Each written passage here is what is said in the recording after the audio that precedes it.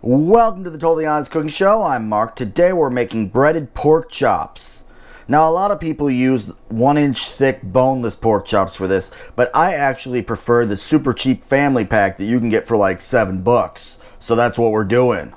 I've started by preheating my oven to 350 degrees and I have salted my chops on both sides. Let's get started. As always, we're going to start with our prep. This is half a cup of gluten-free flour. If you can have regular flour, use regular flour. It'll be delicious. Shake that out. In container number 2, cup and a half of potato starch. If you can eat the devil's gluten, use Italian breadcrumbs here. It'll be delicious.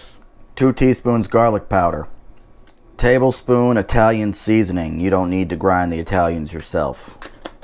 1/4 a cup freshly grated Parmesan cheese.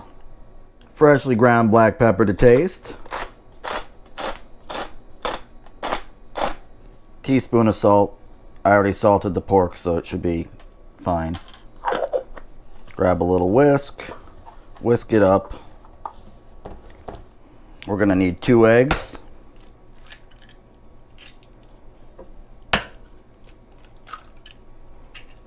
We're going to beat these like they owe us money. Eggs do actually beat better in a bowl than they do in a pie pan. Who knew? Now you might ask, Mark, why are you doing all these giant containers? It's just easier for me if the containers are flat, okay? That's the way it works.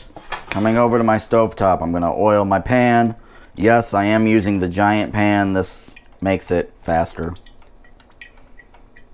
Okay, once it's heated, spread your oil around. There are 2 ways you could do this. You could bread all the pork chops ahead of time, but I don't think most people do this. Most people have busy lives and they kind of do things on the fly.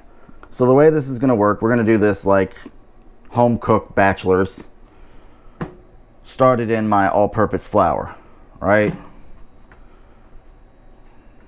Again, if you're me, you're using gluten-free. Then you're going into the eggs.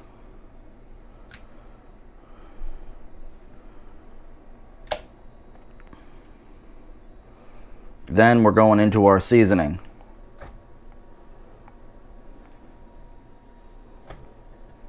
And you might have to shake and bake a little bit. Now, notice I am using a stainless steel pan for this. The reason we're doing that is because I'm throwing in the oven in a little bit. Put them in our oil. Note that I have made some small incisions along the fat line. I'm hoping this will prevent them from crimping up. Now your challenge is going to be that no matter how big your pan is, the pork chops are not all going to fit in that pan. Just to get a close-up, here are the incisions that I made on the pork to try to prevent it from tightening up on me. After a couple minutes, give them a little flippy flip.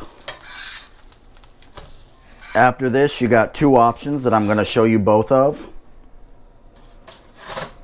First, you can take all the pork chops out of the pan and stick them in the oven at 350 degrees on a baking sheet.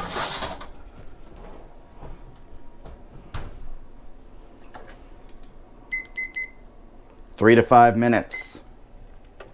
Well, that's going. I'm going to do round 2 on my big pan. Okay, 3 minutes later, we're going to check on our chops.